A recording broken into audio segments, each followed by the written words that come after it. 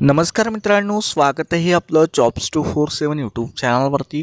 मित्रांनो, न्याय सहाय्यक वैज्ञानिक प्रयोगशाळा संचालनालय मुंबई येथे मित्रांनो एक भरती संदर्भात जाहिरात प्रसिद्ध करण्यात आलेली आहे. हे मित्रांनो सरळ सेवा भरतीसाठी जाहिरात आहे. यामध्ये गट क संवर्गाची पदे त्यांना भरायची आहेत. तर चला मित्रांनो जाणून घेऊया या भरती संदर्भात सविस्तर अशी माहिती.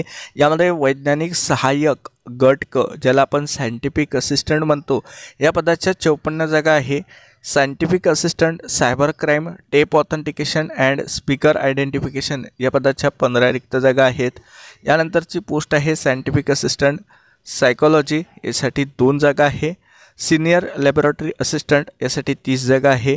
सिनियर क्लर्क स्टोअर्ससाठी 5 जागा आहे. ज्युनियर लॅबोरेटरी असिस्टंट पदाच्या 18 जागा आहे आणि मॅनेजर कॅन्टीन या पदाची 1 जागा आहे.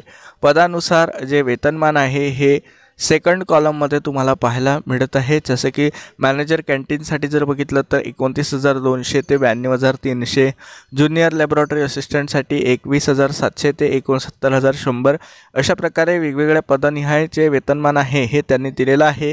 यामध्ये शासन नियमानुसार तुम्हाला इतर भत्ते तसेच महागाई भत्तासुद्धा यामध्ये दिला जाणार आहे. यामध्ये ऑनलाईन पद्धतीने तुम्हाला अर्ज करणे गरजेचं आहे. यासाठीची शैक्षणिक पात्रता जर बघितली तर सायंटिफिक असिस्टंट या पदासाठी जर बघितलं तर BSc केमिस्ट्री जर तुमची झाली असेल आणि BScची जी केमिस्ट्रीची जी डिग्री आहे मित्रांनो, त्यामध्ये तुमची जी डिग्री आहे ही कमीत कमी सेकंड क्लासमध्ये जे आहे तुम्ही उत्तीर्ण झाले असले पाहिजे किंवा न्याय सहाय्यक विज्ञान विषयासह यामध्ये तुमची ही डिग्री कंप्लीट असेल तर तुम्ही अर्ज करू शकता. यानंतरची जी दुसरी पोस्ट आहे ती आहे scientific assistant cyber crime tape authentication and speaker identification. यामध्ये BSc तुमची झाली असेल फिजिक्स, कम्प्युटर, इलेक्ट्रॉनिक्स किंवा IT या विषयामध्ये तर तुम्ही अर्ज करू शकता. यामध्ये डिग्री लेवलला जे आहे मिनिमम सेकंड क्लासमध्ये तुमची डिग्री जी आहे ही कंप्लीट असली पाहिजे किंवा तुम्ही इंजिनिअरिंग केली असेल कम्प्युटर, इलेक्ट्रॉनिक्स किंवा ITमध्ये तर तुम्ही अर्ज करू शकता किंवा फॉरेन्सिक सायन्समध्ये तुमची डिग्री झाली असेल तर तुम्ही अर्ज करू शकता किंवा पोस्ट ग्रॅज्युएशन तुमचं झालं असेल diploma digital and cyber forensic and related लॉमध्ये तर तुम्ही यासाठी अर्ज करू शकता. हे झाल्यानंतर तिसरं पद आहे सायंटिफिक असिस्टंट सायकोलॉजी. तर यामध्ये सायकोलॉजी विषयामध्ये जे आहे मिनिमम सेकंड क्लासमध्ये तुमची जी डिग्री आहे ही कंप्लीट असली पाहिजे. यानंतरचं पद त्यांनी दिलेलं आहे सिनियर लॅबोरेटरी असिस्टंट. यामध्ये 12वी लेवलला तुम्हाला सायन्स सब्जेक्ट घेऊन तुम्ही जे आहे ही 12वी जी उत्तीर्ण आहे तुम्ही असले पाहिजे. यानंतरचं जे पद आहे सिनियर क्लर्क स्टोअर्स, यासाठी सुद्धा 12वी सायन्स झालेले उमेदवार यासाठी अर्ज करू शकतात.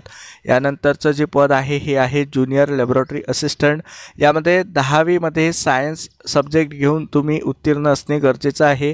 यानंतरचं जे पद आहे ते आहे मित्रांनो यामध्ये दिलेलं आहे मॅनेजर कॅन्टीन. यासाठी 10वी पास आणि कॅटरिंग क्षेत्रातील कामाचा 3 वर्षाचा तुम्हाला अनुभव असणे गरजेचं आहे किंवा तुमच्याकडे हा अनुभव नसेल तर तुमच्याकडे जे आहे कॅटरिंग टेक्नॉलॉजी रिलेटेड तुम्ही डिप्लोमा कंप्लीट केला असेल तर अशा कंडिशनमध्ये जे अनुभवाची अट जी आहे ही तुमच्यासाठी शिथिल केली जाऊ शकते, अशा प्रकारे त्यांनी सांगितलेलं आहे.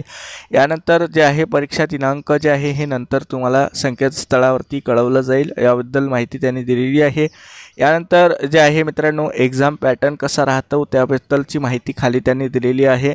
तर एक्झाम पॅटर्न संदर्भात सेपरेट व्हिडिओ आपल्या चॅनलवरती येणार आहे. यानंतर जे आहे पात्रतामध्ये वयाची अट त्यांनी दिलेली आहे. 27 फेब्रुवारी 2024 रोजी तुमचं वय काउंट करण्यात आलेलं आहे. यामध्ये अमागास प्रवर्ग म्हणजेच खुला प्रवर्ग जर बघितलं तर त्यांच्यासाठी 18 ते 38 वर्ष वयोमर्यादा त्यांनी ठेवलेली आहे. तर खुला प्रवर्ग वगळून मागासवर्गीय, अनाथ, EWS इत्यादी प्रवर्गासाठी 5 वर्षाची अट शिथिल करण्यात आलेली आहे. तर 18 ते 43 वर्षापर्यंतचे उमेदवार जर तुम्ही असाल तर तुम्ही यासाठी अर्ज करू शकता. परीक्षेचं स्वरूपमध्ये जर बघितलं तर लेखी परीक्षा तुमची घेतली जाईल. 100 प्रश्न राहतील 200 गुणांच्यासाठी. यामध्ये कुठल्याही प्रकारे व्यावसायिक चाचणी घेतल्या जाणार नाही, याबद्दल कुठेही त्यांनी नमूद केलेलं नाही व्यावसायिक चाचणीबद्दलचं.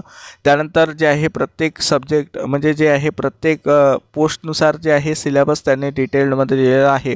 त्यानुसार जे आहे तुम्हाला अभ्यास करायला सुद्धा सोपे जाणार आहे। यानंतर मित्रांनो खाली पॉईंट नंबर 26 वरती जे आहे इतर महत्त्वाची डिटेल्स त्यांनी दिलेली आहे। तर यामध्ये जे आहे तुम्ही ऑनलाईन फॉर्म भरता त्यानुसार तुम्ही जे आहे एक्झाम सेंटर तुम्हाला निवडायचं आहे आणि त्यानंतर तुम्हाला जे आहे एक्झामला ते सेंटर दिलं जाईल। यामध्ये परीक्षा शुल्क त्यांनी सांगितलं आहे की खुल्या प्रवर्गासाठी 1000 रुपये, मागासवर्गीय, EWS, अनाथ आणि दिव्यांग इत्यादी प्रवर्गासाठी 900 रुपये शुल्क यामध्ये आकारण्यात आलेलं आहे। यासाठी तुम्हाला ऑनलाईन पद्धतीने अर्ज करायचा आहे। अर्ज करण्याची शेवटची तारीख 27 फेब्रुवारी 2024 राहणार आहे। यासाठी तुम्हाला ऑनलाईन पद्धतीने अर्ज करणे गरजेचं आहे। तर मित्रांनो या संदर्भाची ही जाहिरात डाउनलोड करायची असेल किंवा यासाठी ऑनलाईन अर्ज करायचा असेल तर खाली डिस्क्रिप्शनला लिंक दिलेली आहे, त्यावरती जाऊन तुम्ही जाहिरात डाउनलोड करू शकता, ऑनलाईन अप्लाय सुद्धा करू शकता। तर या व्हिडिओमध्ये दिलेली माहिती तुम्हाला समजली असेल तर व्हिडिओला लाईक करा, शेअर करा, चॅनलवरती नवीन असाल सबस्क्राईब केलं नसेल तर जरूर सबस्क्राईब करा। चला तर भेटूया अशाच एका नवीन व्हिडिओमध्ये। धन्यवाद।